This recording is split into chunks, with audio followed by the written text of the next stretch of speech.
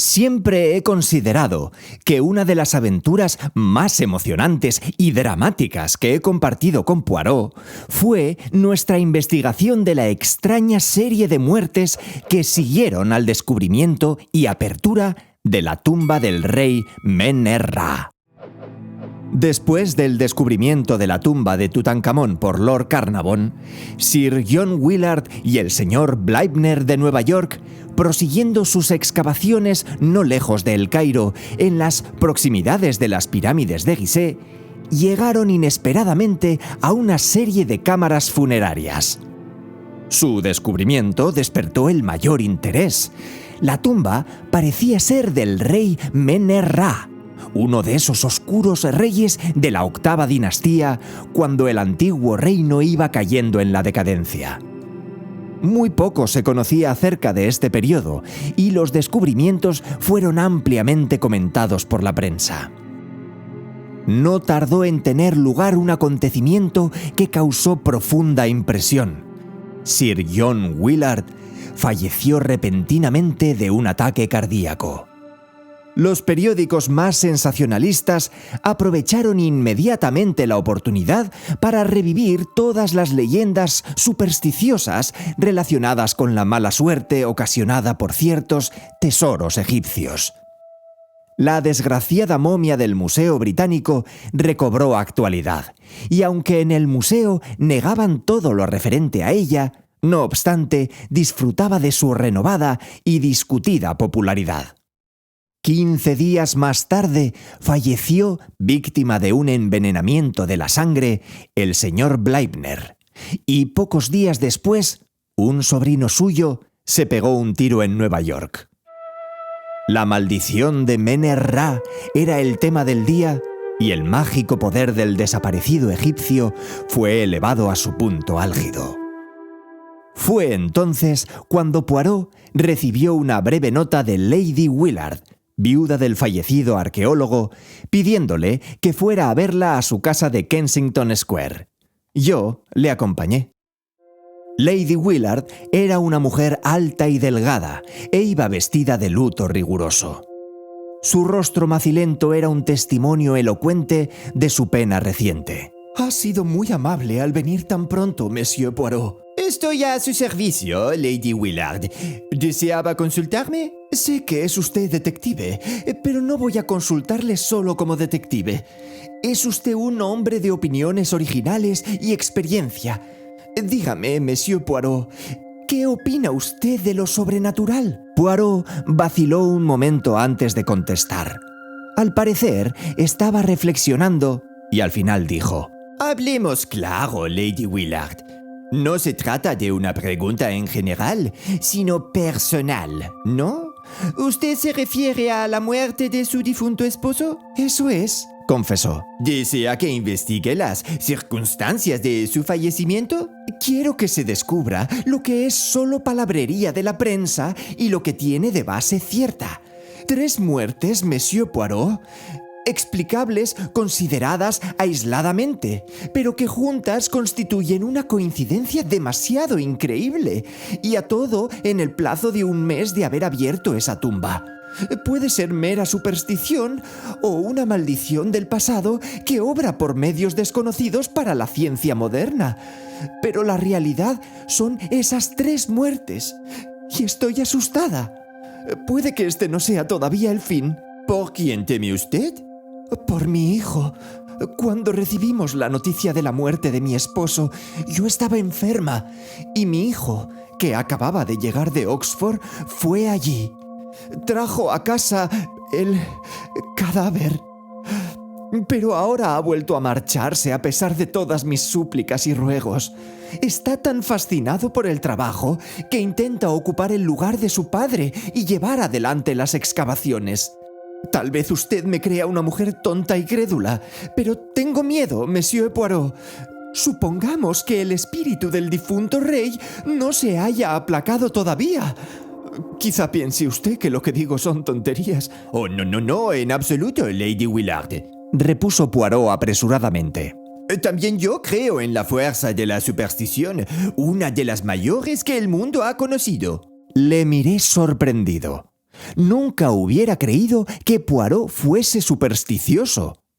Pero el hombrecillo hablaba con vehemencia. ¿Lo que usted me pide en realidad es que proteja a su hijo? Oh, haré cuanto me sea posible para preservarle de todo mal. Pero, ¿también a la vez contra una oculta influencia? En los libros de la Edad Media, Lady Willard, encontrará usted muchos medios de contrarrestar la magia negra. Quizás sabían más que nosotros, con toda nuestra ciencia tan cacareada. Ahora, pasemos a los hechos que puedan servirnos de guía. Su esposo fue siempre un devoto egiptólogo, ¿no es cierto? Sí, desde su juventud. Era una de las personas de más autoridad sobre la materia. ¿Y el señor Bleibner, según tengo entendido, era poco más o menos un aficionado? Oh, desde luego. Era un hombre muy rico. Se metía en cualquier negocio o asunto que le llamara la atención. Mi esposo consiguió interesarle por la egiptología y gracias a su dinero pudo financiarse la expedición. ¿Y su sobrino? ¿Sabe usted cuáles son sus gustos? ¿Fue también de la partida? No lo creo. La verdad es que no conocía su existencia hasta que leí en los periódicos la noticia de su fallecimiento. No creo que él y el señor Bleibner tuvieran gran intimidad.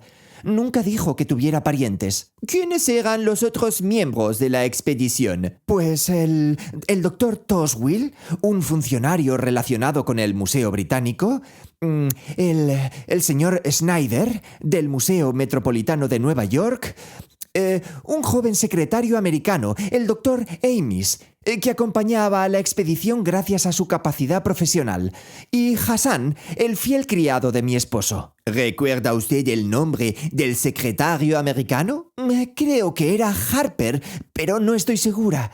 No llevaba mucho tiempo con el señor Bleibner y era un joven muy agradable. Gracias, Lady Willard. Si hay alguna cosa más... De momento nada. Déjelo en mis manos y le aseguro que haré todo lo humanamente posible para proteger a su hijo.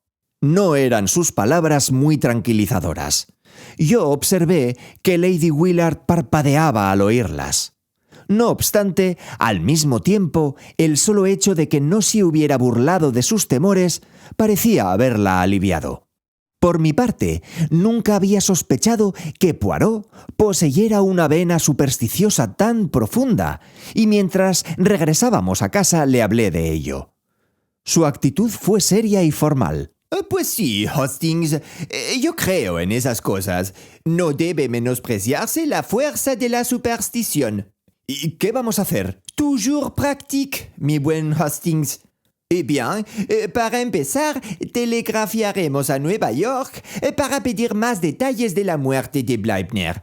Y fuimos a poner un cable. La respuesta fue completa y precisa. El joven Rupert Bleibner se encontraba apurado de dinero desde hacía varios días. Había sido colonista y gandul de profesión en diversas islas de los mares del sur, pero hace 2 años que regresó a Nueva York, donde se fue hundiendo más y más. Lo más significativo, según mi parecer, era que recientemente se las había arreglado para que le prestasen el dinero suficiente para ir a Egipto. «Allí tengo un amigo que me prestará», había declarado. No obstante, sus planes fallaron y tuvo que regresar a Nueva York maldiciendo la avaricia de su tío, a quien importaban más los huesos de los reyes muertos y desaparecidos que su propia sangre.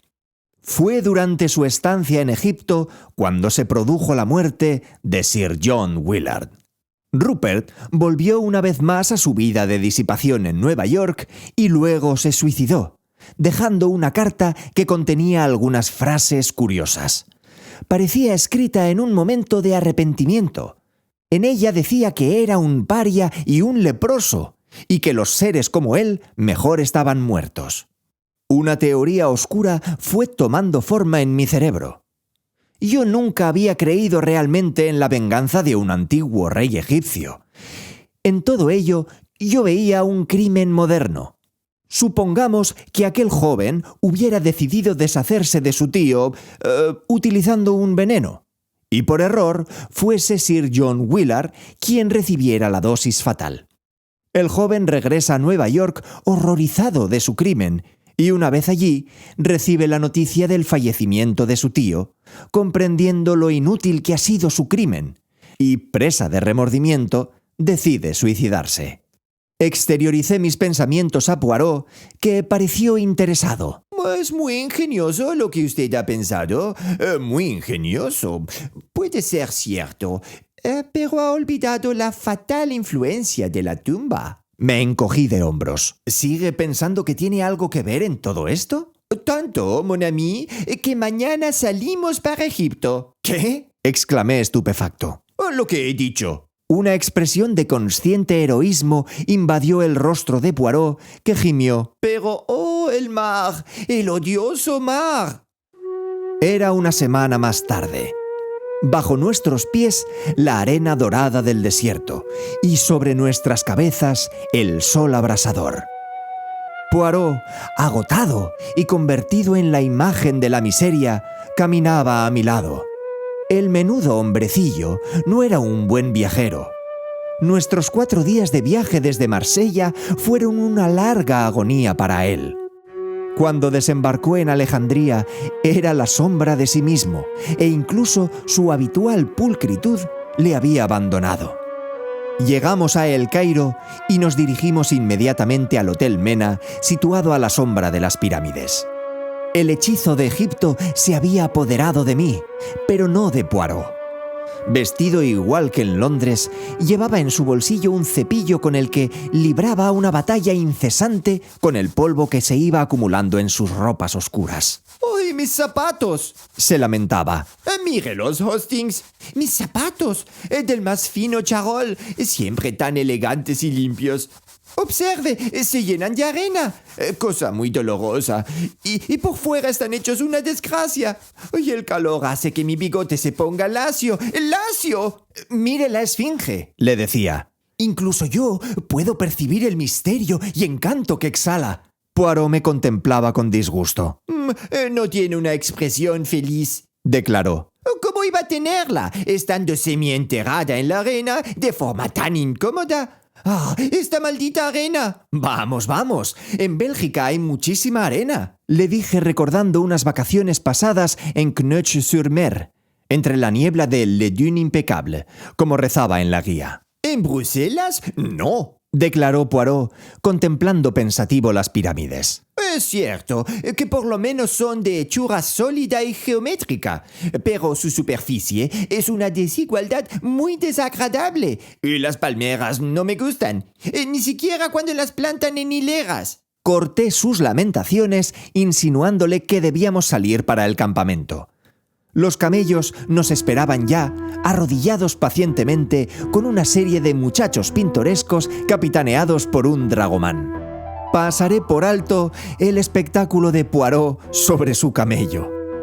Comenzó a gemir y a lamentarse y terminó invocando a la Virgen y a todos los santos del calendario. Al fin terminó su viaje sobre un borriquillo. Debo confesar que el trote del camello no es ninguna broma para los novatos. Las agujetas me duraron varios días. Al fin nos aproximamos al escenario de las excavaciones. Un hombre de rostro atezado por el sol y barba gris que vestía de blanco y se cubría con un salacot salió a nuestro encuentro. Monsieur Poirot y el capitán Hastings, hemos recibido su cable. Siento que no haya ido nadie a esperarles a El Cairo. Un acontecimiento imprevisto ha desbaratado por completo nuestros planes. Poirot palideció.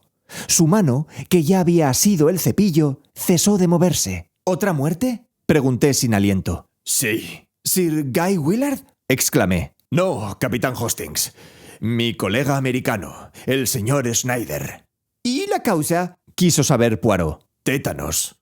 Palidecí. Todo a mi alrededor pareció envuelto en una atmósfera de misterio y amenaza. Me asaltó un pensamiento terrible. ¿Y si yo fuera el siguiente? ¡Mon Dieu! Dijo Poirot en voz muy baja. No lo entiendo. Es horrible. Dígame, monsieur, ¿no existe la menor duda de que fue el tétanos? Creo que no, pero el doctor Amis podrá decírselo con más seguridad. Ah, claro, usted no es el médico. Mi nombre es Toswell. Era, pues, el experto descrito por Lady Willard, el funcionario del Museo Británico. Tenía un aire grave y resuelto que me encantó. Si quieren acompañarme, continuó el doctor Toswell, les llevaré hasta Sir Guy Willard. Dio orden de que se le avisase en cuanto ustedes llegaran. Fuimos conducidos a una enorme tienda. El doctor Toswell nos hizo pasar y en su interior vimos a 3 hombres sentados. Monsieur Poirot y el capitán Hastings acaban de llegar, Sir Guy, dijo Toswell. El más joven de los 3 se puso en pie para saludarnos. En sus ademanes había cierta espontaneidad que me recordó a su madre. No estaba tan bronceado como los otros, y esto, unido al cansancio que reflejaban sus ojos, le hacía parecer mayor, pese a sus 22 años. Evidentemente, trataba de soportar una terrible opresión mental. Nos presentó a sus 2 acompañantes, el doctor Amis, un hombre de unos 30 y tantos años, de aspecto inteligente y sienes ligeramente plateadas, y el señor Harper, el secretario, un joven agradable que usaba lentes con montura de concha. Al cabo de unos minutos de conversación intrascendente, este último salió seguido del doctor Toswell. Quedamos solos con Sir Guy y el doctor Amis. Por favor, háganos las preguntas que desee, monsieur Poirot, dijo Willard. Estamos confundidos por esta extraña serie de desgracias, pero no pueden ser otra cosa que coincidencias. El nerviosismo de sus ademanes desmentía sus palabras. Vi que Poirot le estudiaba atentamente. ¿Ha puesto usted interés en ese trabajo, Sir Guy? Ya lo creo. No importa lo que ocurra, el trabajo continuará. Puede estar seguro de ello. Poirot volvióse al otro individuo. ¿Qué me dice usted, monsieur le docteur? Bien, repuso el médico. Yo tampoco renuncio. Poirot exhibió una de sus expresivas sonrisas. Entonces, evidentemente, debemos averiguar a qué hemos de hacer frente. ¿Cuándo ocurrió el fallecimiento del señor Schneider? Hace 3 días. ¿Está usted seguro de que murió del tétanos? ¿O por completo? ¿No podría tratarse de un caso de envenenamiento con estricnina, por ejemplo? No, monsieur Poirot. Sé a dónde quiere ir a parar, pero fue un caso claro de tétanos. ¿No le inyectó el antisuero? Claro que sí, repuso el médico con tono seco. Se hizo cuanto era posible. ¿Tenía usted ya el antisuero? No, lo trajimos del Cairo. ¿Ha habido otros casos de tétanos en el campamento? No, ninguno. ¿Está usted bien seguro de que el fallecimiento del señor Bleibner fue debido al tétanos? Completamente seguro. Se hizo un rasguño en el pulgar y se le infectó, produciéndole una septicemia. Para un profano tal vez parezca lo mismo, pero son 2 cosas distintas por completo. Entonces tenemos 4 muertes, todas distintas. Una por un ataque al corazón, otra por envenenamiento de la sangre, un suicidio y otra por el tétanos. Exacto, monsieur Poirot. ¿Está seguro de que no hay nada que las relacione? No lo comprendo. Lo diré con otras palabras. ¿Esos 4 hombres cometieron alguna acción que pudiera parecer irrespetuosa al espíritu de Men-Ra? El doctor miró a Poirot asombrado. ¿Habla en serio, monsieur Poirot? No es posible que le hayan hecho creer esas tonterías. Completamente absurdas, musitó Willard irritado. Poirot permaneció inmutable mientras le brillaban sus ojos verdes de gato. ¿De modo que usted no lo cree, monsieur le docteur? No, señor, no lo creo, declaró el médico con énfasis. Soy científico y solo creo lo que me enseña la ciencia. ¿Es que acaso no la había en el antiguo Egipto? Preguntó Poirot en tono bajo. no aguardaba su respuesta, y desde luego el doctor Amis parecía bastante desconcertado de momento. Oh, no, no me responda. Pero dígame una cosa. ¿Qué opinan los obreros nativos? Supongo que cuando los blancos pierden la cabeza, los nativos no se quedan muy atrás, replicó el doctor Amis. Admito que están algo asustados, pero no tienen motivo para ello. Eso es lo que me pregunto, dijo Poirot. Sir Guy inclinóse hacia adelante. Seguramente no creerá usted en... Oh, pero eso es absurdo, exclamó en tono incrédulo. No sabe usted nada del antiguo Egipto sino eso. Como respuesta, Poirot extrajo de su bolsillo un libro viejo y muy gastado. Vi su título: La magia de los egipcios y caldeos.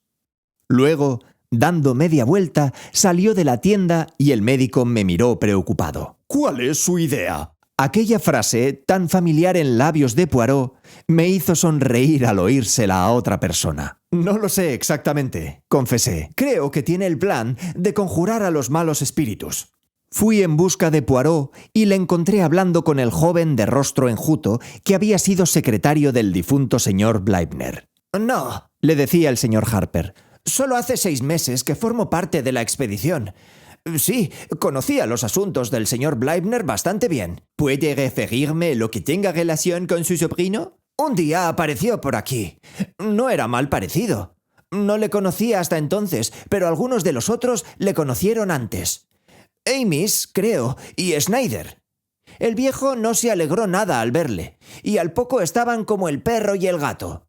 «Ni un céntimo», gritaba el viejo. «No tendrás un céntimo ahora ni cuando me muera. Tengo intención de dejar mi dinero para que sirva de ayuda al esfuerzo de toda mi vida. Hoy he estado hablando de ello con el señor Snyder». Y así, poco más o menos. El joven Bleibner regresó al Cairo enseguida. ¿Gozó siempre de buena salud durante ese tiempo? ¿El viejo? No, el joven. Creo haberle oído decir que no se encontraba bien, pero no sería nada serio. O me acordaría. Una cosa más, ¿el señor Bleibner dejó testamento? Que nosotros sepamos, no. ¿Se quedará usted en la expedición, señor Harper? No, señor. Me marcho a Nueva York en cuanto deje arregladas las cosas. Puede usted reírse cuanto guste, pero no quiero ser la próxima víctima de ese maldito Men-Ra. Y si me quedara, lo sería. El joven se enjugó el sudor de la frente. Poirot se volvió para marcharse y le dijo por encima del hombro y con una sonrisa peculiar: «Recuerde que una de las víctimas murió en Nueva York». «¡Oh, al diablo!», replicó Harper irritado. «Este joven está nervioso», dijo Poirot enigmático. «A punto de estallar. A punto. Le miré con curiosidad, pero su sonrisa enigmática no me dijo nada. Fuimos a visitar las excavaciones acompañados de Sir Guy Willard y el Dr. Toswell. Los principales hallazgos habían sido trasladados a El Cairo, pero algunas de las decoraciones de la tumba eran en extremo interesantes. El entusiasmo del joven varón era evidente, aunque creía ver una sombra de inquietud en sus ademanes, como si no lograse escapar a la sensación de amenaza que flotaba en el ambiente. Cuando entramos en la tienda que se nos había asignado para asearnos antes de la cena, una figura oscura vestida de blanco se hizo a un lado para dejarnos paso con una gentil reverencia y murmurando un saludo en árabe.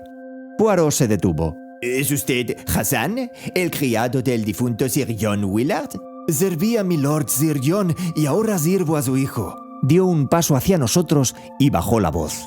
Dicen que es usted un sabio que sabe tratar con los malos espíritus. Deje que mi joven amo se marche de aquí. Se respira el mal aire que nos rodea. Y con un gesto brusco y sin esperar una respuesta, se marchó. El mal se respira por doquier, musitó Poirot. Sí, lo percibo. Nuestra cena no fue precisamente alegre. La voz cantante la llevó el doctor Toswell, que disertó largamente sobre las antigüedades egipcias. Cuando nos disponíamos a retirarnos para descansar, Sir Guy, cogiendo a Poirot por un brazo, le señaló una figura oscura que se movía entre las tiendas. No era humana. Reconocí perfectamente la cabeza de perro que viera grabada en las paredes de la tumba. Al verla, se me heló la sangre. ¡Mon Dieu! Murmuró Poirot persignándose. ¡Es Anubis, el cabeza de chacal, el dios de los espíritus fallecidos! ¡Alguien se está burlando de nosotros! Exclamó el doctor Toswell, poniéndose en pie indignado. Ha entrado en su tienda, Harper. Musitó Sir Guy con el rostro muy pálido. No, Dijo Poirot, sacudiendo la cabeza. en la del doctor Amis. El doctor me miró incrédulo.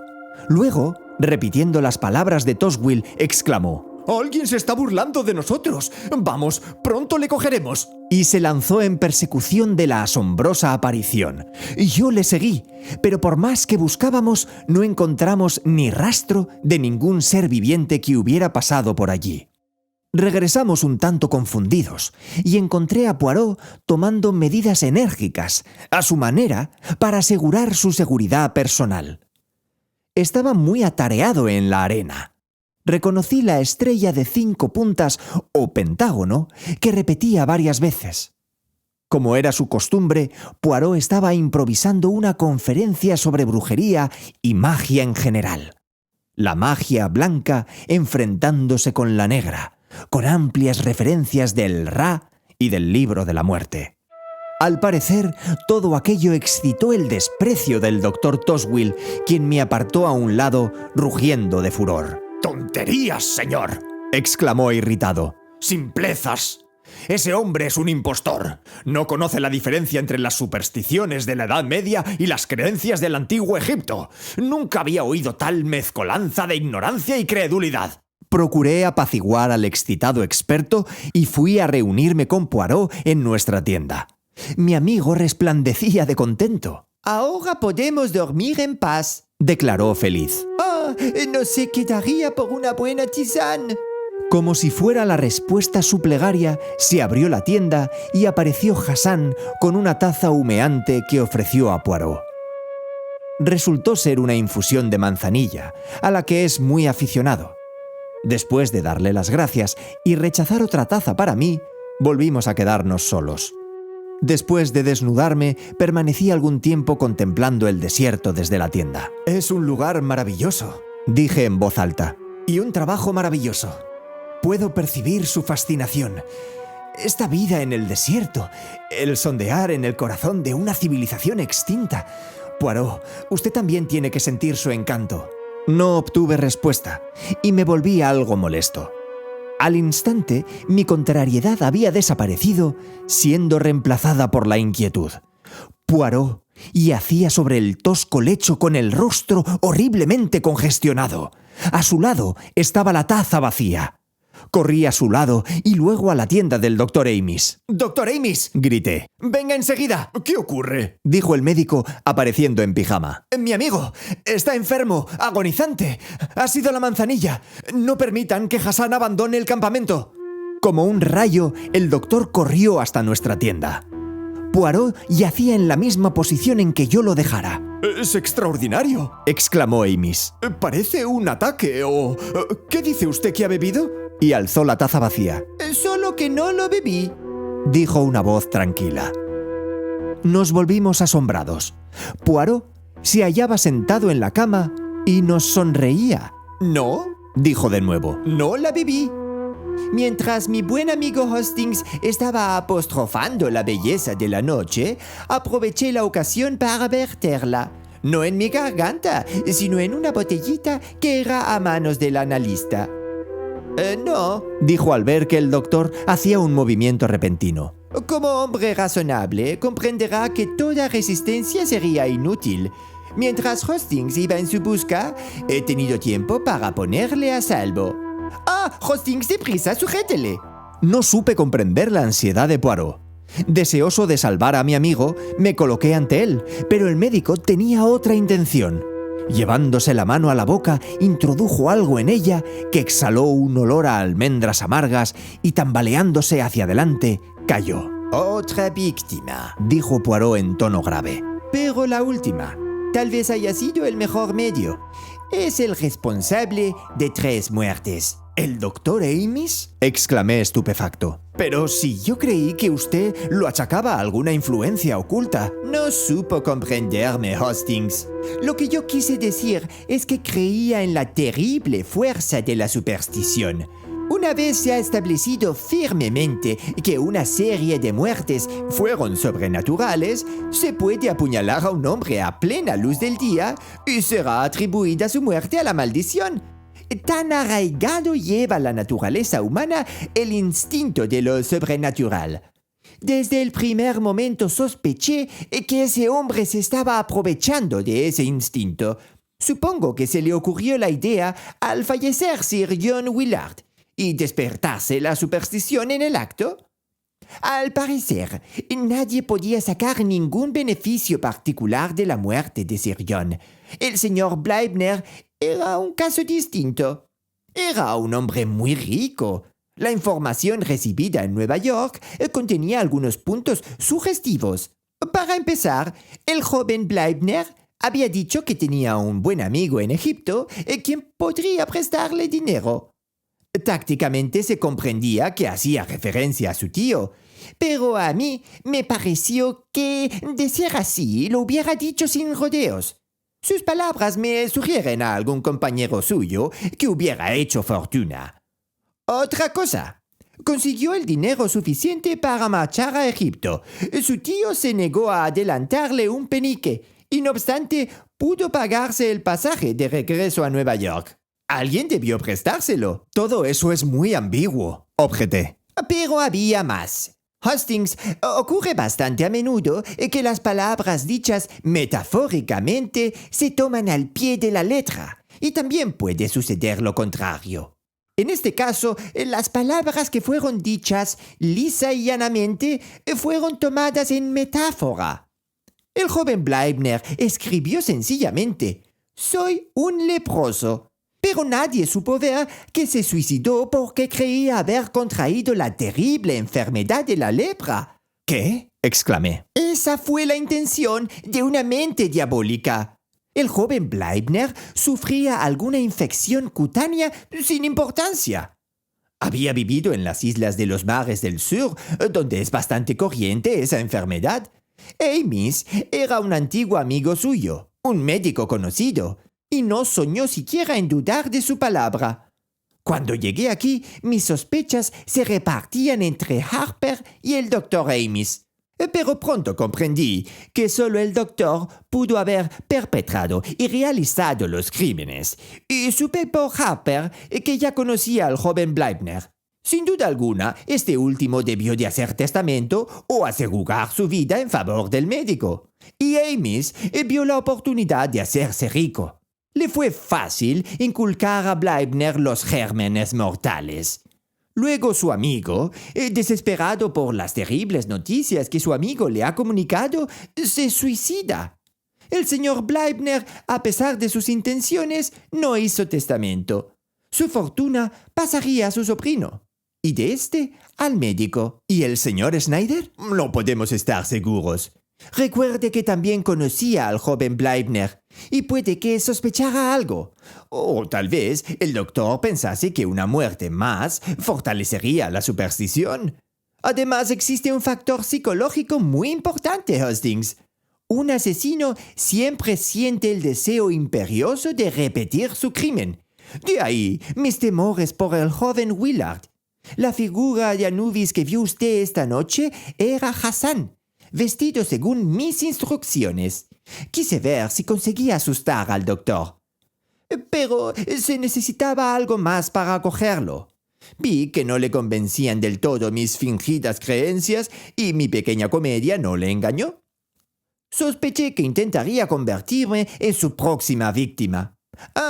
Pero a pesar de la mermedite, el calor insoportable y las molestias de la arena, las pequeñas células grises todavía funcionan. Poirot probó que sus teorías eran ciertas.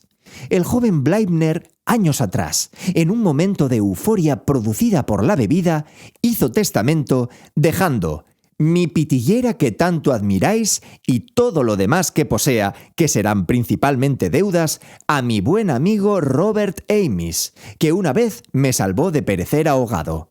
El caso se silenció todo lo posible, y a partir de aquel día todo el mundo habla de la considerable serie de muertes relacionadas con la tumba de Mener-Ra como una prueba triunfal de la venganza de un antiguo rey sobre los profanadores de su tumba, creencia que, según Poirot me hizo ver, es contraria al sentir y pensar de los egipcios.